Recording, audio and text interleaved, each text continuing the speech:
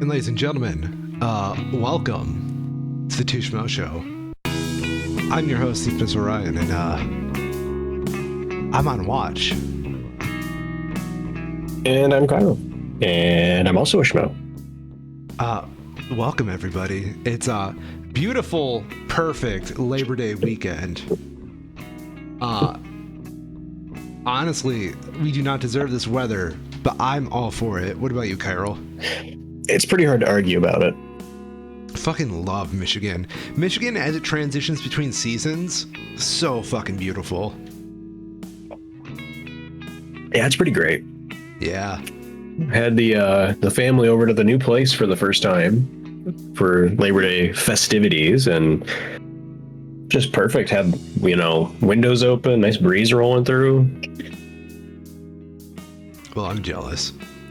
Temperatures are just like spot on for just kind of hanging around outside all day. For me, it's along the lines of like, I have my tiny apartment with no anything outside, so we've had the windows open. We've been using like box fans to insulate the air, ventilate the air around here. But it's like the moment you shut the windows, it goes back to like ungodly stuffy. Yep. I have been trying to figure out ways to get better airflow. Right now, there's a teeny tiny window in my bathroom that's on the opposite side from all the windows. And it's like it helps to open it, but it's not really enough. So I've been trying to brainstorm to figure out like, what can I do? Where can I put fans to make it go better? That kind of stuff. I feel that a lot. Regardless, I felt like I was about to jump into a segment here, but I totally forgot. I'm very tired. Yeah, me too. I didn't mention it before, but I only got out of work before 8 p.m. one day this week. That's fucking monstrous. Yeah, so it's been a long week on top of just like weird news week. Very weird news week. Uneven news week. Yeah. Got our hopes up for nothing yesterday, man. Oh my god. Twitter needs a fucking therapist at this point. For those of you not chronically attached to the evil X app, everybody made themselves delusional yesterday, and the night before, really, into thinking Dear Donnie has flown the coop, as it were. I will say, I didn't personally see this, but apparently it breached containment. Obviously it was on Blue Sky as well, but it got far enough that people were like actively making TikToks about it, and allegedly it even got onto Threads and more than one tabloid site. That's funny. And you know whose fault it is? It's fucking JD's. Jim, I know you're listening to this. Jimmy boy, don't go fucking signaling that you're ready to become president if you're not ready to give us a hint that good stuff is coming. Because old Jimmy D went out of his way to tell everybody that, what was the quote? If God forbid something terrible happens, I'm ready. Yeah, so there's like context around this, right? Because that is something that he said. Where did it go? I feel very confident the president is in good shape and is going to serve the remaining of his term, adding, however, if, God forbid, there's a terrible tragedy, I can't think of better on-the-job training than what I've gotten over the last 200 days. I'm sorry, that's party signaling. He knows something. I don't think he does. So just for the context of it, right? Yeah. This was part of an interview with USA Today that, while it was published on Thursday, was recorded sometime before then. Okay. So it's certainly possible, and at the very least, at a minimum, this is him positioning himself for 2028. Yeah. to be a Republican frontrunner then. But there was other stuff that happened that started some speculation. This was definitely the thing that kicked it off, but the fire got going in the early hours at about 1 a.m. on Saturday morning. Saturday, that would be Eastern time, because the Pentagon pizza meter was flagging up to DEFCON 1, indicating that for some reason at 1 a.m. Saturday morning in Washington, D.C., people were starting to very suddenly order huge amounts of pizza. There is a theory that activity in the Pentagon and in the Capitol at large can be tracked by the amount of takeout being ordered, because you have staffers being forced to work really, really late. This has been disproven many times to varying degrees, with the most damning piece of evidence that we have being that the Pentagon now has multiple restaurants just inside it already, so that people don't have to like leave the building to go get food in their cafeteria. So it's probably nothing, but it's a pretty well-known urban legend kind of thing on the internet. Yeah. And people still track it because people like to speculate about stuff, and it kicked off like crazy on Friday night. In combination with that, Trump was supposed to have a flight in the early hours of Saturday morning that ended up getting delayed to later in the day. And all of this culminated in Is Trump Dead? And Trump Dead being the top search results on Google as late as noon on Saturday. It's hilarious. It's really fucking wild to me. Yeah. Yeah. It is a cultural moment. Yeah. Right? That we had basically nothing. And the immediate response from millions of people, and not just in the US, there's this speculation going on all across the world, was, did this guy die? And it was getting to the point where you could have people that would just be asking, like, did it happen? And everybody knew what they were talking about. You know, the same way that you can be just like, you can hear somebody go, fuck that guy, and you kind of know who they're talking about, even if you don't actually. Yeah. And yeah, we had like 12 hours of maybe this actually happened that was rudely shattered by him stumbling out of a black SUV to go play golf. Now, that's if you believe that was actually Donnie. Because listen to me, man. It could have been a mask. Prosthetics. Do you think Donnie has saggy ass skin like that? Yes.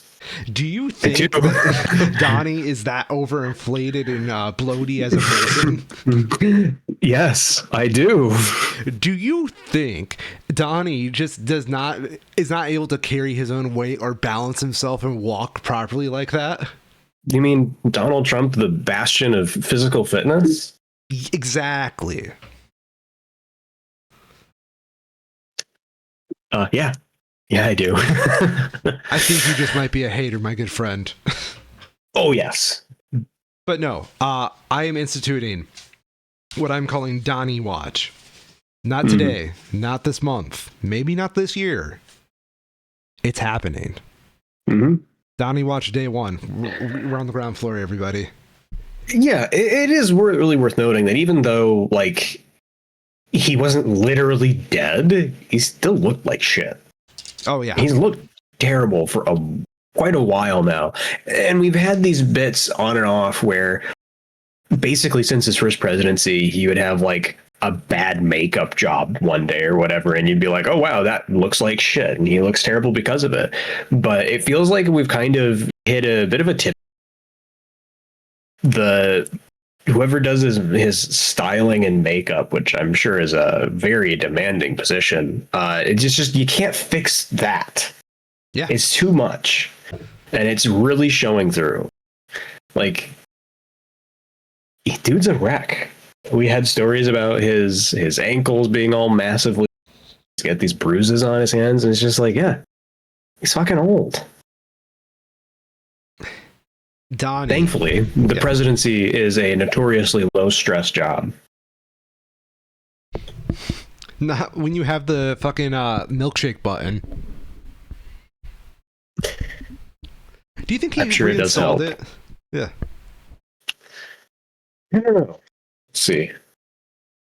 For all of y'all who are not in the know, back during his first term, Donnie had a milkshake button that was like this big honking red button in the middle of the oval of his desk. You press it, you get a milkshake. Apparently, it was a Diet Coke button. Diet Coke button. Okay. And it was reinstalled the day after he was inaugurated. I fucking love this man sometimes. I know that's a terrible thing to say, but he is so fucking funny. I hate him. See, that's the thing. It would be funny if he never used it. Yeah, that's a good point. If it's like, yeah, I drink so much Diet Coke, I installed a button on my desk to get more, and then the button sits there. But you know he actually uses it. Who do you think brings it in? Do you think it's the same person each time, or do you think it's like whichever staffer is available? I hope it's whichever Secret Service person is the closest. You know, he's probably that paranoid nowadays. Yeah, I'll give you that. I'll give you that. Just like, oh, Jim, sorry, you're 2 feet closer to the door. Yeah. Jim, I know you're highly trained in intelligence, and you know you've got combat special training, but Donnie needs his Coke.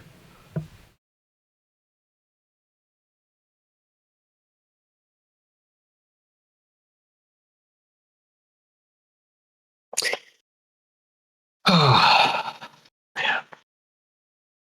What a time to be alive. Wouldn't it be nice to live in precedented times? Can you imagine? No. No? It's boring. We'd be out of a job. I would be fine being out of this job. I would love to live in the world where this job doesn't have to exist. That's fair. That's really fair.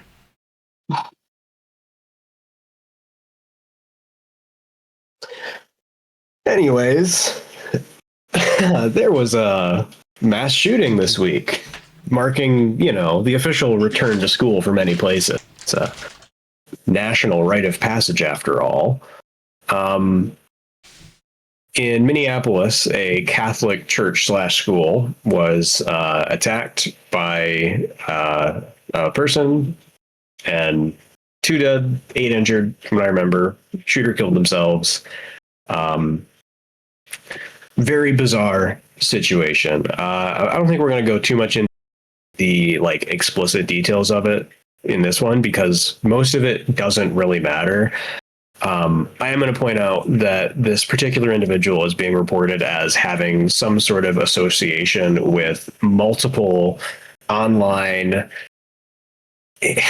calling them neo-Nazi groups at this point feels technically correct, but it feels like it kind of misses the, these are groups that started off as very, actual traditional neo-Nazi skinhead type stuff in the 80s.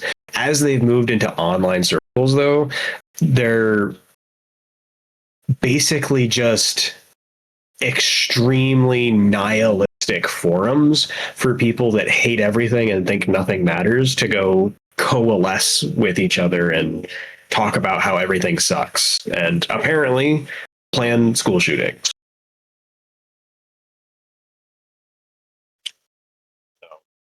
I can't say. Yeah. Yeah, I mean, just as an example of the type of just irony poisoned pure nihilism that is involved here, the shooter involved with this had written dozens of various epitaphs and slogans and symbols on the firearm that they used to commit this terrible act. And they range a broad gamut of political ideology and belief systems and just everything that they could think that might stand out to somebody. And that includes to the extreme of literally the pictogram of the internet famous Lost comic on their fucking rifle. It's just really, really sad. Dude, it really just strikes me as them not believing anything and just appropriating things to make them feel special. Yeah. Yeah, and that feeling of nothing is kind of fundamental to what I understand about these groups. They are extremely nihilistic in the way that they believe that nothing matters to the degree that justifies them committing these atrocious acts. That nothing matters, so what does it matter if I do this? But if nothing matters, everything matters. Yeah, and there's lots of that, right? Where it is inherently self-contradictory, but the kinds of people who get involved with these groups are already not starting off from a sound mental health position, and then once they get involved with these, it's just a very quick descent from there. Well, it's also just like one of those things where I'm going to be very blunt with everybody. I didn't find out about this, the full details of the story until today. But like the shooter was young, right? Like 23, I think. Yeah, that's fucking young. Like, I hate to say it, that was us getting into the pandemic. Yeah. Yeah. But like, I don't know. Like, I might be showing age here, you know, in perspective, but 23 is not the time when you have everything figured out enough to know that nothing matters, and then you can justify any acts of cruelty. It's just absolutely. Yeah. Young people think they're smarter than they actually are, and I'm saying that as, I don't know. I think I'm relatively still young. I'm having an existential crisis, Kyril. Mm-hmm. I don't know. It's lots of problems that we don't have a lot of good answers to as a society. No, we do not. Not without taking really effectively stupid stances. Yeah. Yeah. I've been seeing headlines recently as we're getting into the back to school season of talking about how widely cell phone usage in schools has been restricted now. And I've also seen in the discussions about these stories, teachers coming in and being like, yeah, I can like teach a class now and actually feel like I'm teaching these kids something now that they're not looking at their phone the whole damn time. And it is obviously good that something is happening to make schooling more effective, right? Yeah. But on the other hand, it's really frustrating that as a culture, as a society, we've gotten to the point that something that basic has to be legislated into happening. Yeah. Have I ever told you what I call the pet and child inverse effect? Don't think so.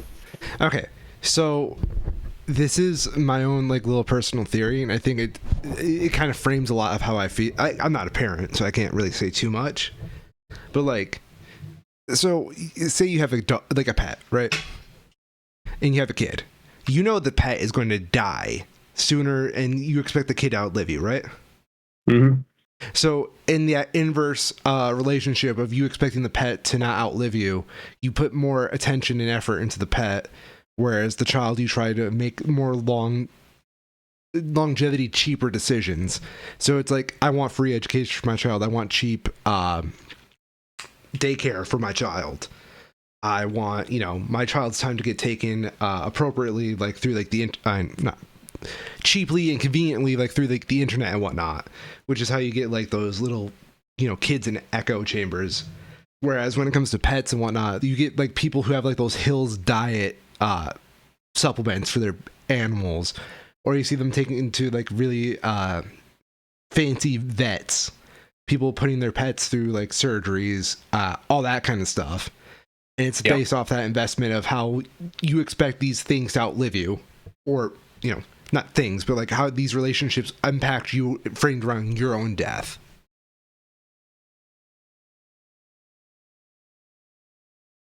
Absolutely. Yeah.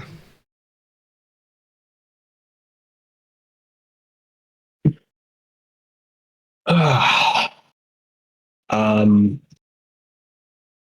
I guess while we're in the down mood, let's rip through the other particularly depressing story of this week.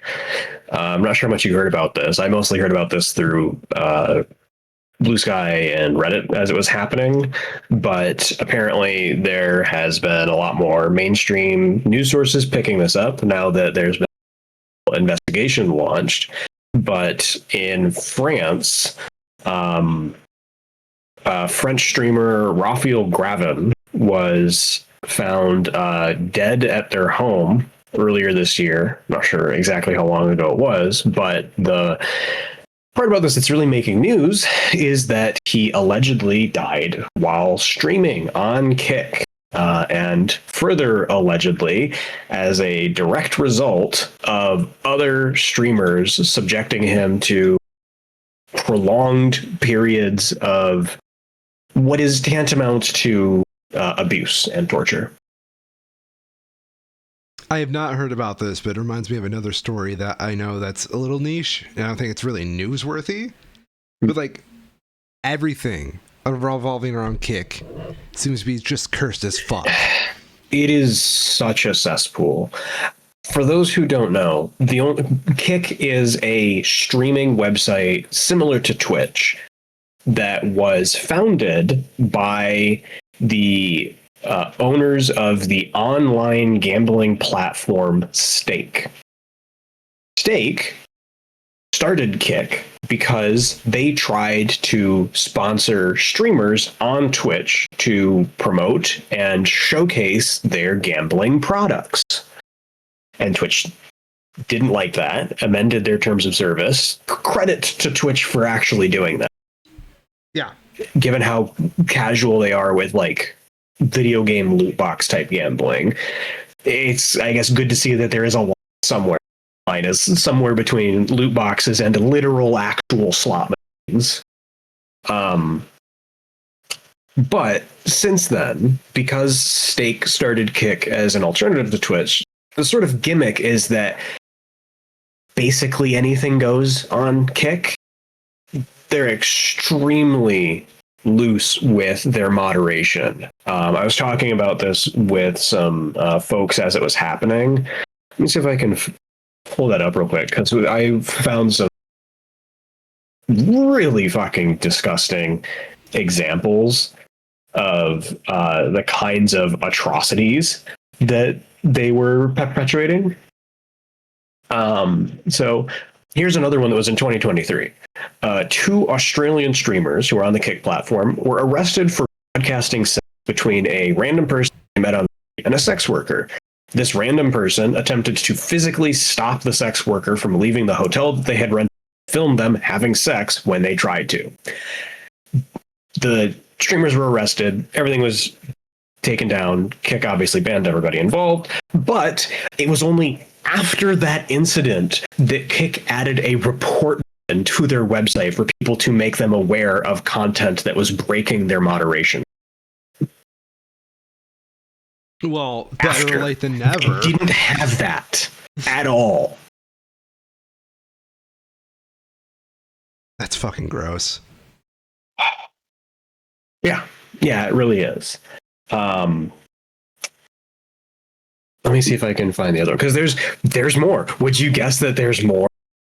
Yes, I can guess there's more, because everything I know about Kick is terrible. Kick. Wikipedia. For another one, they the main reason that they started it in the first place with the whole Kick service, the more specifics of it is that they were basically trying to this gambling to actual children. And there were allegations that because they owned the platform and they were sponsoring streamers to gamble on their platform and then giving those streamers the money to do that gambling, they were manipulating the outcomes of the gambling. Basically having their streamers win more often than they would have otherwise because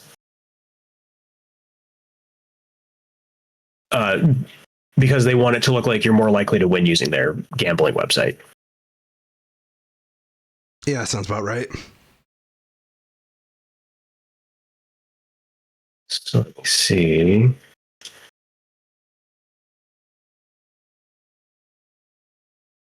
I'm trying to see if I can find it. There was something about them sponsoring streams, but I don't want to say it wrong because that would be...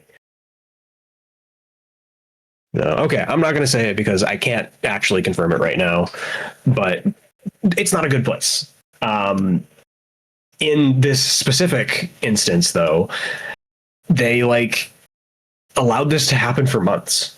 2 people in particular were physically and psychologically for months, and nothing happened. And it took that person actually dying for them to even acknowledge that it was happening. And it took the French government launching an official investigation homicide for them to actually do anything.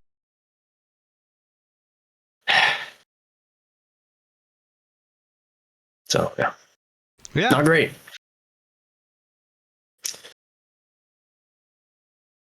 Speaking of not great, it's a good piece in 8 this week talking about a military contract with the Army to build a $1.2 billion detention camp in the Texas desert. The $1.2 billion contract was awarded to Acquisition Logistics LLC, who has no listed experience running a correctional facility and has never won a contract in more than 16 years.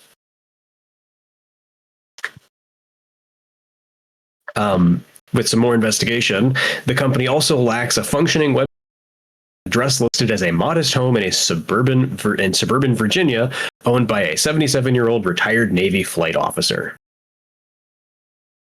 So what the hell is happening here? Money laundering, my friend.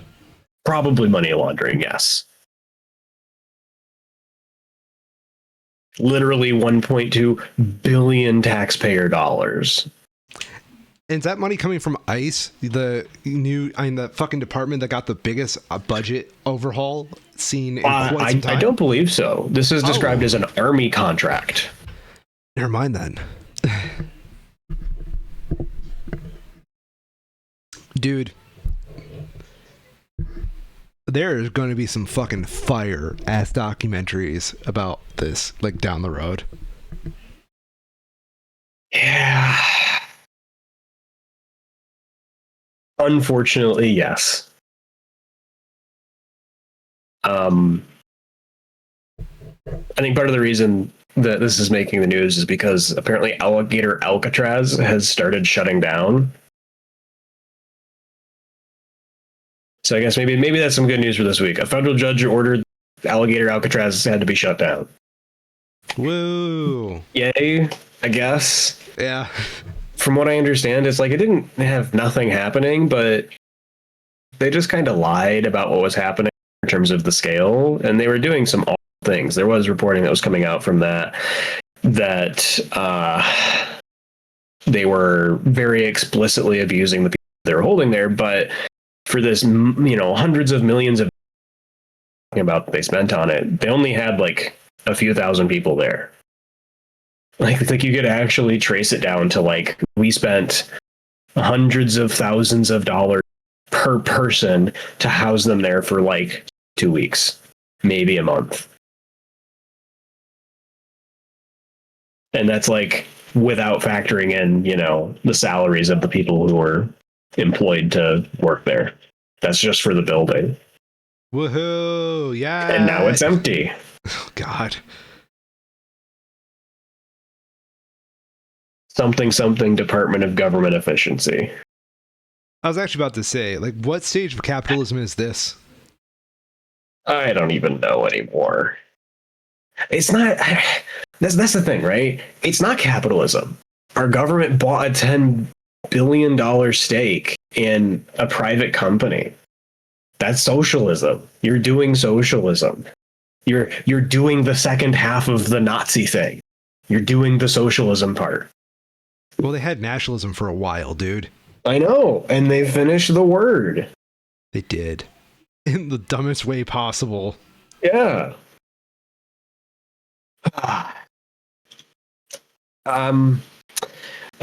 In other news, Kilmore Abrego Garcia has been taken into ICE custody again. They announced they were going to do this. It's not a surprise. He went to his mandated ICE check-in following his release after the case and was detained by ICE. Apparently, they're trying to send him to where is it? Somewhere in Africa. Uganda? I think I heard something. That sounds right. That sounds right. And yes, Uganda. And why? Does Uganda have a CSOT that we don't know about? That they're gonna some supermax worst of the worst thing, or I don't get it.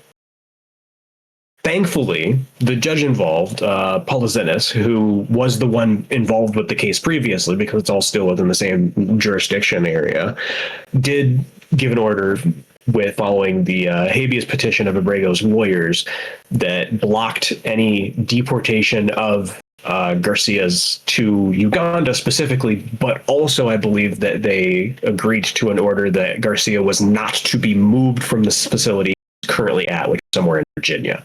Because of course they started doing the same bullshit that they did again, where as soon as they arrest somebody, they start throwing them around the country in vans so you don't know where the hell they actually are. Because that's great. So I wish there was a department to make this more efficient.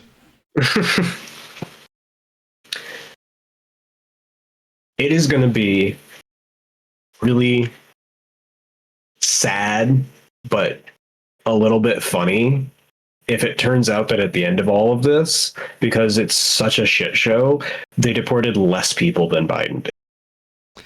Honestly, it would be really fucking funny. I wouldn't be surprised. I wouldn't be surprised if they use the number of how do I put this? If they cooked their own logs so that it's not actually tracking the amount of people. Absolutely they are. But they're cooking the logs to be oh yeah, a van left at this time. We can assume that van is full. And then another van left at this time. And it's the same fucking van. Well, and not to mention that they're also allegedly putting quotas out for their agents, right? Yeah. So it is in the financial interests of the agent to stretch the truth, if not outright lie, basically constantly. It's to their benefit to do a bad job and then just not tell the truth about it. But why would ICE have to lie? I mean, they just put out I think it would be for. I think it'd be for the same reasons that they had to. Firefighter was brought into the United States as a 4-year-old. Yeah. Which is to say that they're running out of people to easily arrest. It turns out when you say we're going to deport all of the illegals don't make themselves easy to deport unless they're genuinely good people, like fucking firefighters fighting wildfires.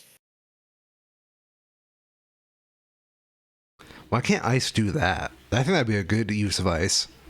Fight fires. Yeah, they've even got the name ICE. Yeah. ICE is cool. They're going to ice the terrain. That would be nice. Nice of ICE. Yeah. ICE gets nice. Fight wildfires. Unfortunately, because our whole society's kind of fucked. That's jobs for prisoners.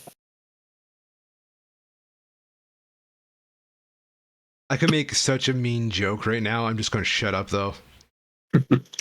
To be fair, though, the prison work program that California has that allows prisoners with good behavior to be employed on fire brigades as a condition to better their odds of release and to give them experience into getting an actual job is very good. It's just kind of fucked that we need that program to remain because we can't just pay people to do the firefighter thing in the first place. Like, you should be able to do both, I would hope, but it doesn't seem like we can. Yeah. Ah. But hear me out. We sent an anonymous Yes. report to ICE that there are illegals in the wildfires. They're in dem hills. Yeah.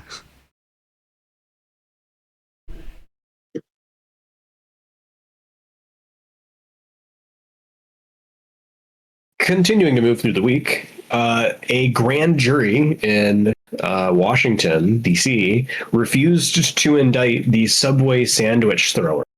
The federal government tried to charge the sandwich thrower with a felony assault, to which a grand jury was just like, "Fuck are you talking about? Sandwich."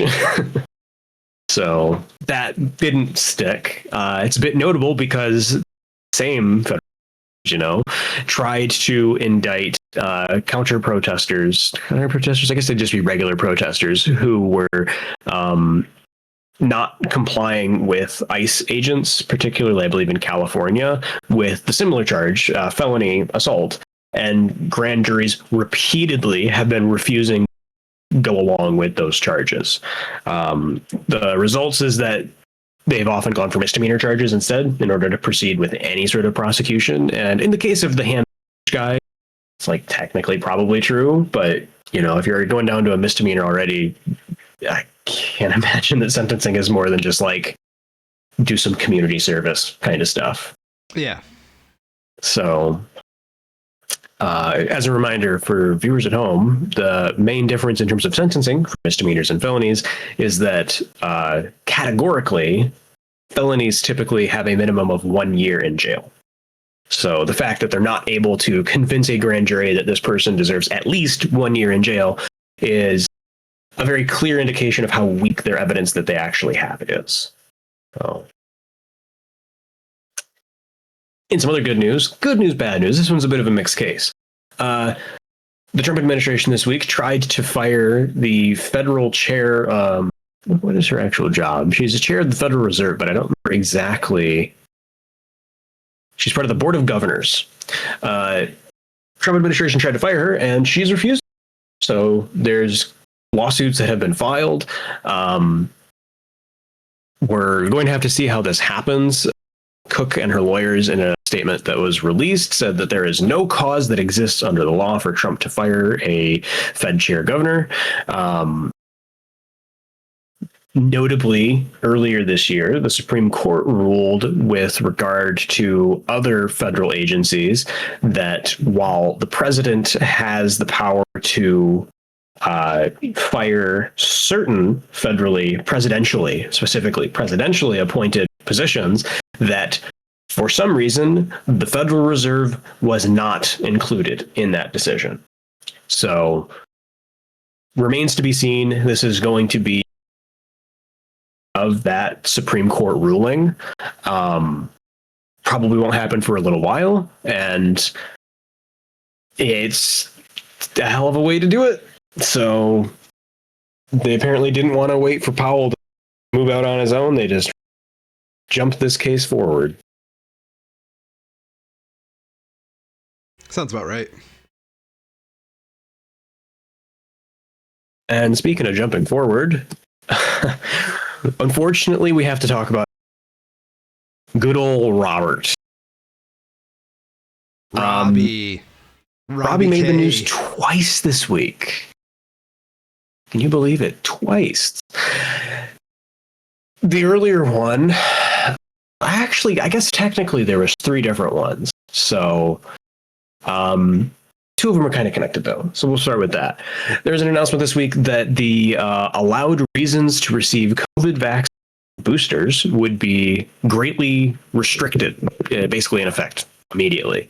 So you have to have some sort of a pre-existing condition in order to a COVID booster, though it should be noted that I've been seeing online, the systems for verifying these pre-existing conditions basically non-existent. It's a drop-down box that you pick the thing that applies to you. And according to these same people who have gone through with this already, low physical activity is considered a reasonable enough pre-existing apply for this special exemptions, as I'm sure there are many, many other options. And as far as I'm concerned, given that low is a pretty vague and a term that could be up to various interpretation, as long as you're not like, a professional athlete, you probably qualify under that. So the other side of this, though, is that this is part of the Health and Human Services larger attack on the Health and Human Services Department on themselves, as they fire many, many people. One of the heads of the CDC was said to have been fired this week, and in response to that news, people underneath her position resigned, leaving those spots open. Notably, that person says that no, that only a direct statement from the president can they actually be fired, so that's litigated, but seems like it's a bit of an easy fix for the administration to just have Trump do the thing. Beyond that, RFK Jr. says that we're going to have an answer for autism next month. I can't wait. Isn't that going to be great? Decades of science trying to figure out this answer, and they just know it. Who would have guessed? So, do you want to put bets on this? Because what do you want to bet on? I have two things. One that I am almost certain of, and one that I hope I'm wrong about, but would be really fucking pathetic if it happens. So for me, we all know these would be vaccines, right? Yes. But that is what I'm almost certain of. Vaccines and or fluorine in water. I am of the opinion he is going to target a specific vaccine. And it's going to be polio. So the thing that they do is they don't necessarily target a specific vaccine. That's one of the tactics that these types of anti-vaxxers use to try and evade any sort of criticism. They will instead claim that it is either mercury-based components that are used in vaccines, or more traditionally, fetal components that are used in the development of vaccines. And to be clear, fetal components means stem cells, and stem cells means research that was vaccines but is not actually used to make vaccines. I see what you Do you mean. know what Yeah. Do you know what my outside guess is? What? Something that I think would be... I don't even have the words to describe what it would be. I am calling now. I think this is like a 20% chance of happening. Pretty low, but I'm calling it now. They're going to have Andrew Wakefield come out. They're going to have the guy, the vaccines cause autism guy, come out. And they're going to pull out Wakefield's widely debunked paper that has even been unpublished by the journal it was originally in. And they're going to have him come out and be like, vaccines cause autism. Here's the guy. I really hope not. That'd be so fucking stupid. It would be so dumb. The alternative, I think, though, is that anything that they publish, because do you remember the Maha thing that was full of AI results? Oh, yeah. I bet that they at least once quote his paper. Mm-hmm. Because I don't know if you've seen it. The H Bomber guy video on vaccines. It's a very good video. I highly recommend it. But he makes the point very well where he talks about this one paper, and he's like trying to be like, okay, let's give this anti-vaxxer go through the science and let's science. So then he talks about Andrew Wakefield's paper briefly and talks about how it has since been debunked, so it's not really a valid source. And then he goes to talk about a piece of science that these people use, and there's nothing. There's literally nothing. No science has ever demonstrated in any way that holds up to even the slightest amount of scrutiny that there's a link between vaccines and autism. So it's sure as hell going to be fascinating to see what they pull out of their asses. I think it would also be very funny for RFK to start buying a whole bunch of stock in like one specific Oh thing, yeah. and then say it's like a deficiency in this. Wouldn't it be really funny too if it comes out and it's just like this is like never gonna happen, 0% chance, but it's just like they come out and they're just like, vaccines don't cause autism, because like their whole claim so far is they're gonna what caused the autism epidemic. It would be very funny if they just come out and be like, we have better ways of measuring and tracking it, so we know that it's happening now. That's it. End of presentation. Folds up his binder. No questions. Everybody just leaves. Wouldn't that be nice? Wouldn't it be nice if we could live in that world? I just want to know why autism was considered such a big problem. Would you like me to go into it? Because I can.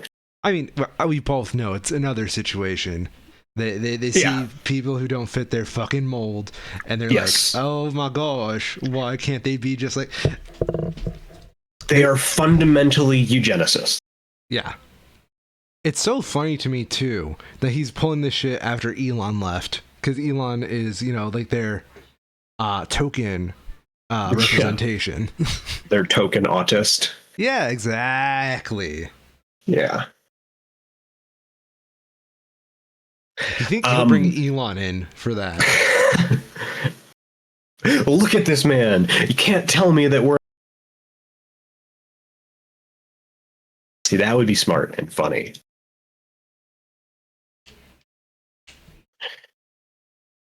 On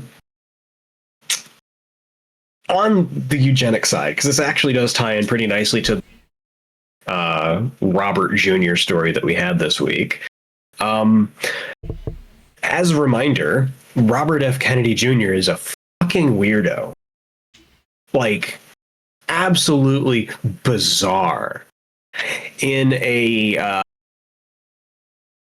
what was this? It was on C-SPAN. It was like a Senate conference. He said, quote, "I know what a healthy child is supposed to look like. I'm looking at kids while I walk through the airports today as I walk down the street, and I see these kids that are just overburdened with mitochondrial challenges. Inflammation. You can tell it from their faces, from their body movement, and from the lack of social connection." So I didn't bring this up earlier when we were prefacing this story. Why is our Robert fucking Kennedy looking at children in the airport?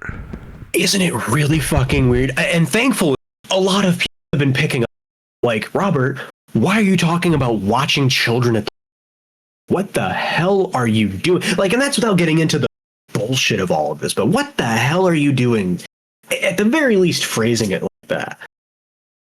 Why? The other part of it, though, ties into that eugenics thing, right? Where you have these people like Kennedy, and this cascades down of their different beliefs, where they see somebody who looks different than themselves, who looks different than what they think they should, and they immediately assume some massive problem.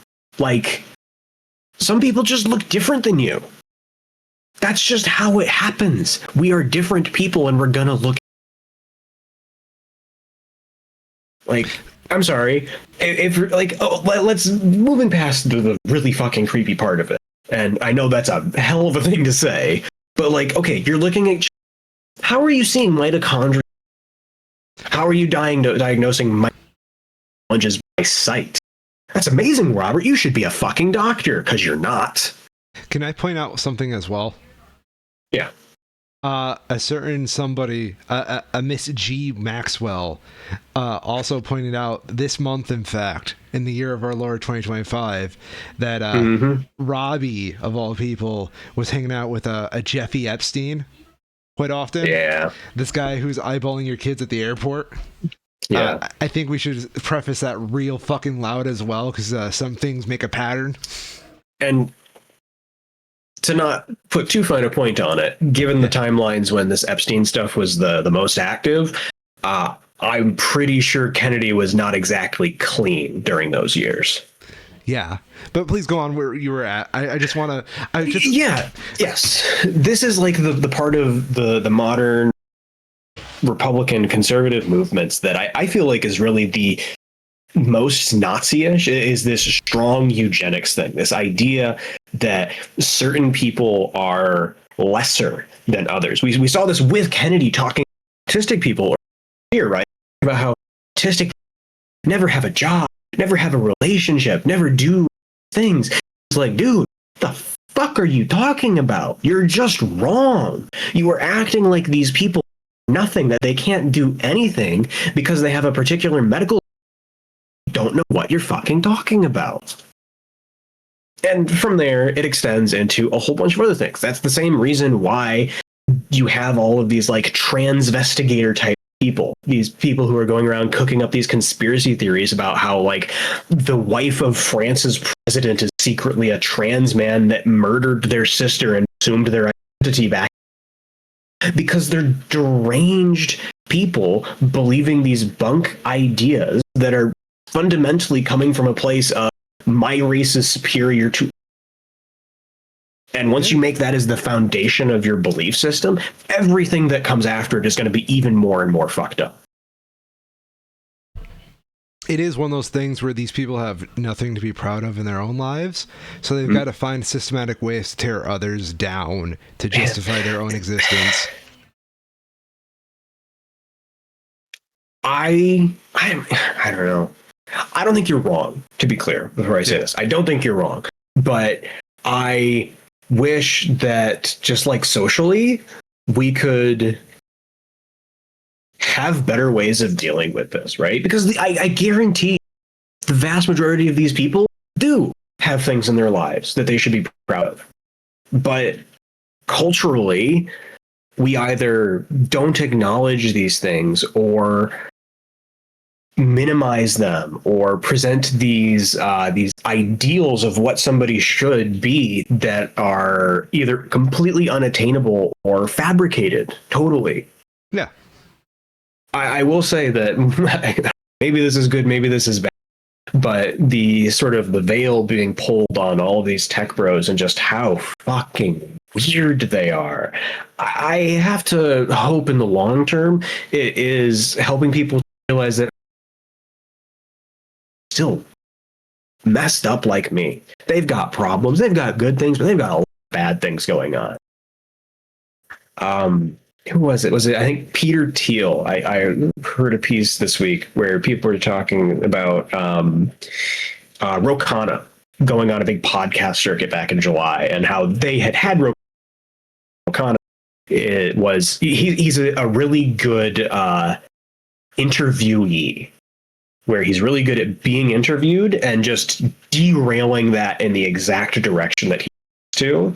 And they were talking about this reflectively because he did that to them. They tried to interview him. He just fucking danced around them, and because they were not ready for the caliber of politician. It like politician quotes derogatory, right? Yeah. That he was. But in talking about this, they were pointing out that, and then on the other side of the spectrum, you have people like Peter Thiel, who owns Palantir, who's one of the mega massive multi-billionaire, who would do so much for his public image by just shutting up and stopping going on all these podcasts. But he can't do that, so he continues to go on all of these and just look like the biggest weirdo possible that can't hold a conversation to save his life. I think there's something to be said about it, like you're right, they're weird. A lot of this shit is really fucking weird. And I think this whole like, you know, the internet's not real at the end of the day. Yes. All this social media and whatnot, and seeing all this framed from the context of your fucking smartphone doesn't really put into perspective how fucking weird some people are. Like, you know those videos of like those really fucking aggressive fuckers who spout conspiracy theories at like a person in authority, like like conspiracy moms going after like a PTA, right? Mm-hmm. And how they're having these one-sided conversations because the PTA doesn't want to say anything while they're being recorded, and like the mom's like freaking out because she's like, I'm winning, I'm exposing all this, I'm doing a journalism. Everybody, you're not a fucking journalist, by the way, but they're out there claiming like this integrity that they don't have, for one, and two, if you weren't looking at this from the inside of a camera and you had to watch this on the outside, like looking in, this would be so fucking weird. And quite frankly, I think it kind of deserves to be made fun of, but that's besides the point. All this just being ingested through a fucking camera is the weirdest part about it, and how it just kind of legitimizes it more than it really should. Yep. Yeah. Yeah, absolutely. One last note that I wanted to make on this story before we move on. There's a article that I read about this on science.org as I was getting sources to get all the quotes together.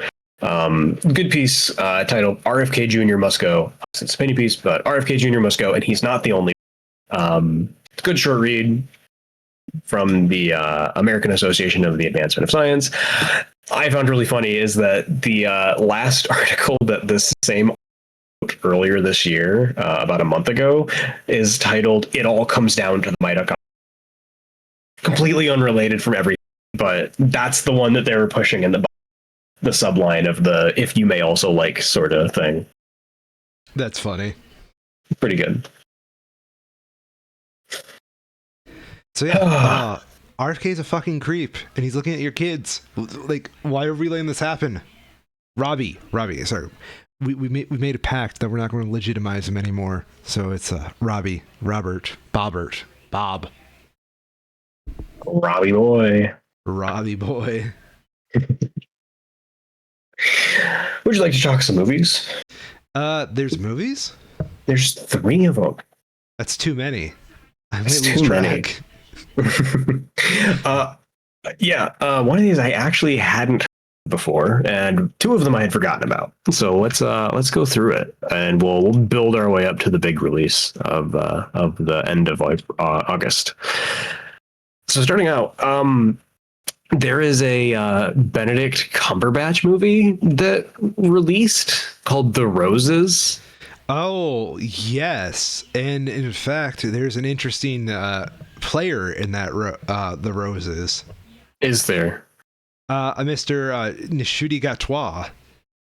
I was seeing that. It's a pretty stacked cast, relatively speaking. It feels like a Knives Out movie cast. I might just be fucking what's the word I'm looking for? Ryan Johnson pilled. But whenever I see like a fuck ton of celebrities together who I don't think of together, it's a Knives Out cast. I was gonna say Boss Baby, where it's like a man who has only seen one Ansel thing. For this being a pretty stacked cast listing, it's doing fine. Very middle of the road reviews wise. Honestly, I kind of want to see it. So, synopsis: life seems easy for picture-perfect couple Ivy and Theo. Successful careers, a loving marriage, great kids, but beneath the facade of their supposed ideal life, a storm is brewing as Theo's career nosedives while Ivy's own ambitions take off. A tinderbox of fierce competition and hidden resentment. The Roses is a reimagining of the 19 classic film The War of the Roses, based on the novel by Warren Adler. I am realizing now that I did see a trailer for this. I didn't remember that Benedict Cumberbatch was the one in it. Yeah. That's what it is. There's another movie that is either coming out or came out already that was really similar to this, but had a very different angle, where it was like exact same premise, but rather than it going in this war kind of thing, whatever the hell, the guy like gets kicked out and ends up getting in a polycule with this random couple that he ends up meeting, and it just kind of goes like dark comedy route instead. What the hell was that called? I don't know. I can't remember. It's scaring me, whatever it is. Let's see if I can find this, because it was definitely a 2025 movie. I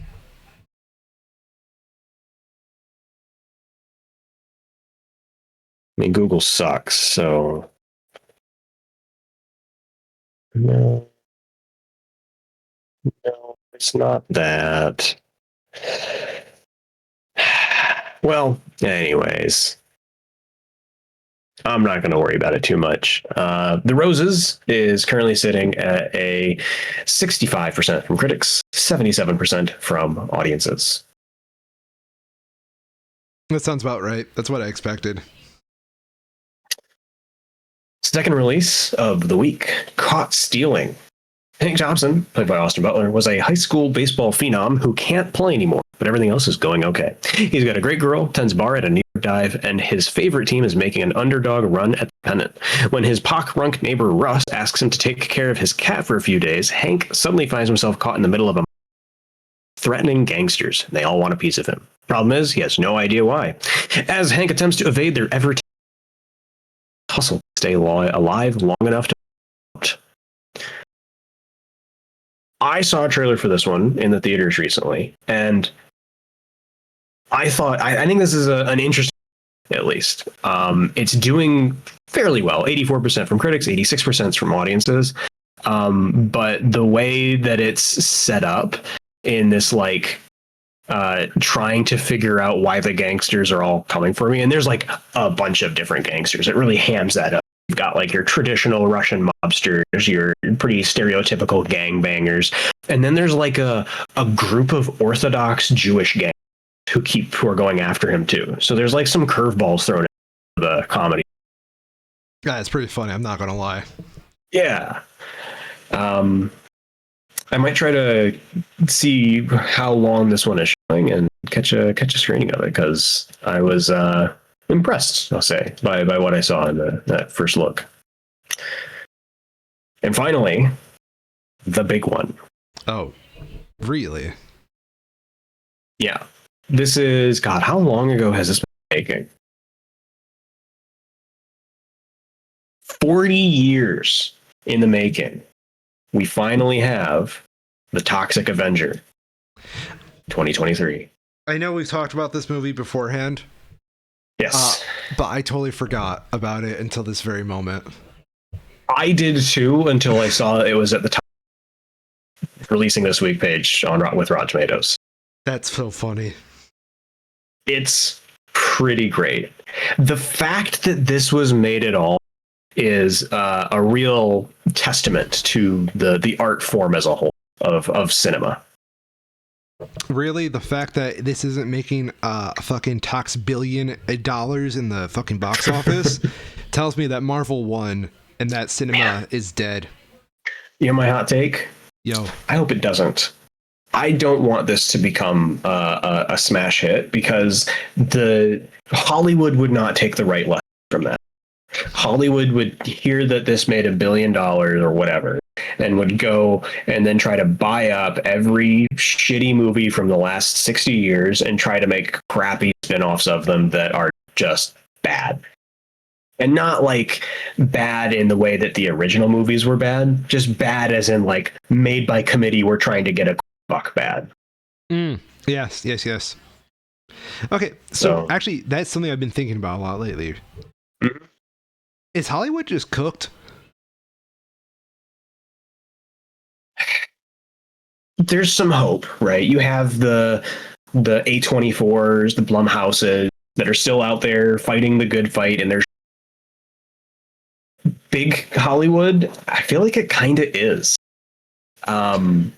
Movies are starting to sound more like investment properties. Yeah, that's not good. They are. Yeah, right. Like Warner Brothers. canned 2 movies last year, or I guess one last year and one the year before. And thankfully, Coyote versus Acme is going to get a release eventually, but we'll probably never see that. No, we will And they never. did it for a damn tax write-off. Yeah. You don't tax write-off a movie because you love the art. You do it because you're caring about making money. And there's another piece this week. I don't think we talked about it because I kind of just glazed past it in the sea of everything when we was scanning the releases. K-pop Demon Hunters has kind of exploded. Yeah. Big phenomenon. Curious how much, if the Rotten Tomatoes page has, actually, it's probably a better way to do it. But the good piece of commentary that I appreciated was how this is going to come out here and it's probably going to make a lot of money. People really, really like it. Rave reviews, 97% critics, 99% from audiences. And the executives who are going to be looking at, making their own animated movies they consistently take all of the wrong lessons away from these sorts of success. Yeah.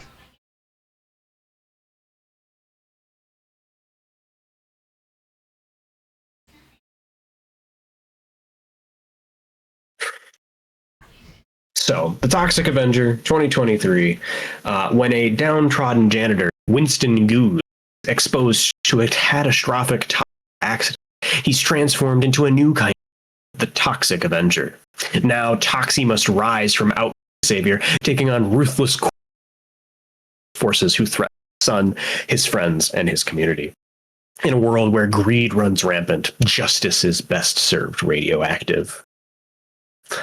And the Toxic Avenger themselves is, of course, played by Peter Dinklage.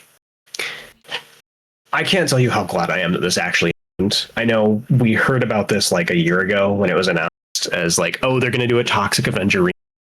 Yeah. Very funny. Oh, it's going to have Peter Dinklage. Sure, it will. It just does, though. And more than that, it has Kevin Bacon and Elijah Wood.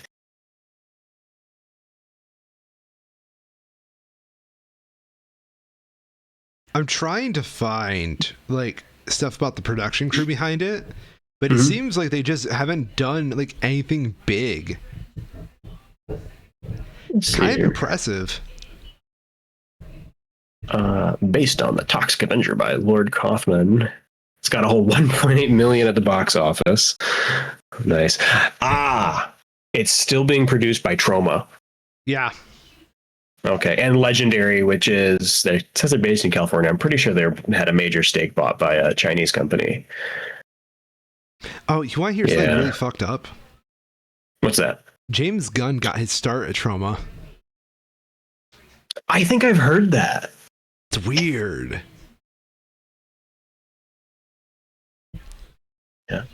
Do you want to hear a list of somebody? Maybe, I mean, I'm not sure how much involvement they actually have, and there's some hits and misses in here, but there's an old friend.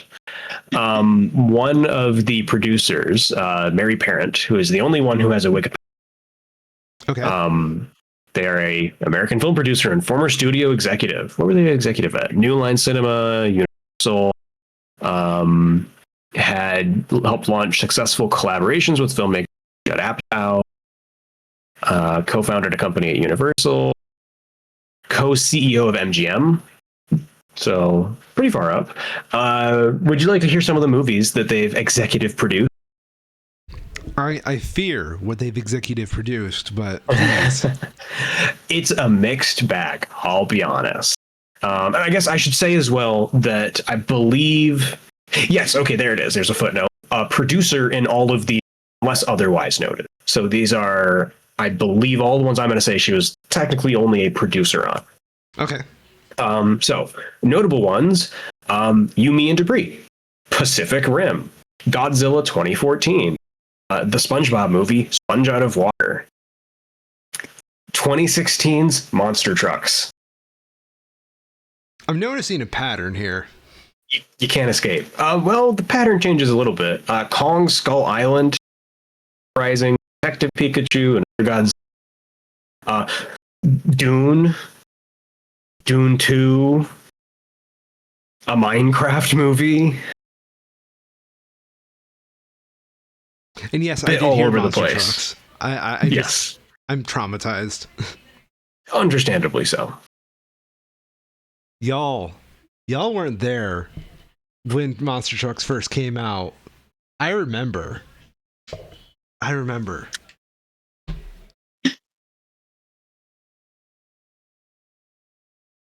My whole life changed that day. That day on fuck me. Don't mind me.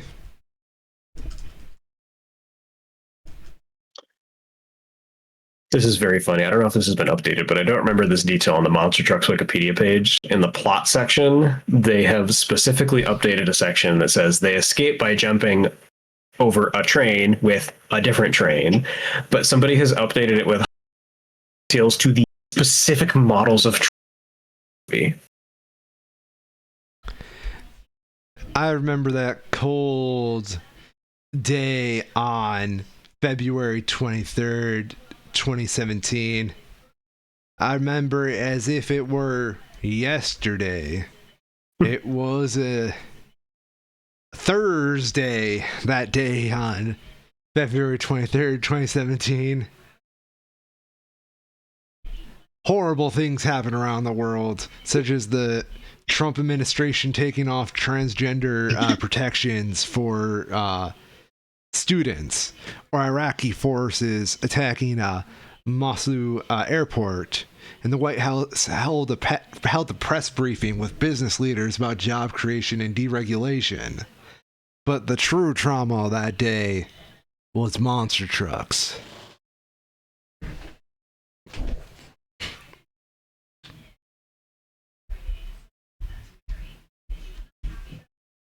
Yes. I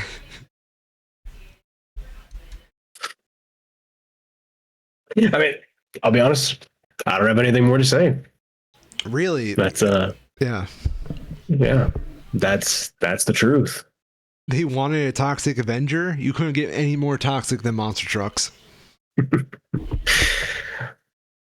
I gotta wait for the crossover movie. Oh, yo. Screech. Okay, does the toxic Avenger drive the monster truck, or does like Screech like let him ride? I think the Toxic Avenger should get their own monster truck. Yo. I'm bouncing my seat like a little kid right now. My pitch would be that the Toxic Avenger doing their justice thing hears about this crazy monster truck that is like, killing people or whatever is going on, whatever it is that Screech does these days, and decides to enter into the figure it out, go undercover, right? To do that, they obviously need their own monster truck. So that's where they get the monster truck from. Mm-hmm. As they do it, they find out that Screech is actually the good guy and join forces with him to fight whatever the greater evil is. And then does Nick Fury recruit them both at the end for the Avengers? Better. Black Adam does. Yo. Does he just does Dwayne The Rock Johnson just show up and then he just lifts one eyebrow and the camera just kind of focuses on his face? I would love for it to be a shot-for-shot redo of Henry Cavill's post-credit scene of Black Adam, where he just shows up, he says like a line where it's just like, "We need to talk," or whatever the hell it is, and then that's it. I forgot that they just that was his last time as Superman. Yeah. Is that fucked up? It's really funny. Now we got Corn Sweat. I think he's the better Superman, though. Yeah.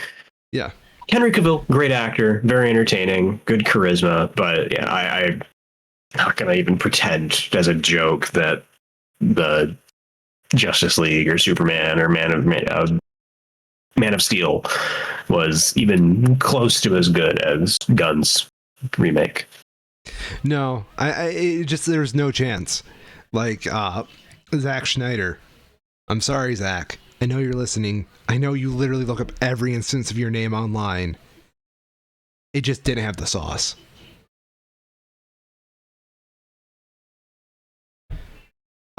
Anything else for today's episode, Mr. Kyrol? That's all I've got. I feel that. I'm Miss Orion, and well, I'm something of a schmo in these parts. And I'm Cairo. I'm also a schmo. And this has been the Two Schmoes Show. Wahoo!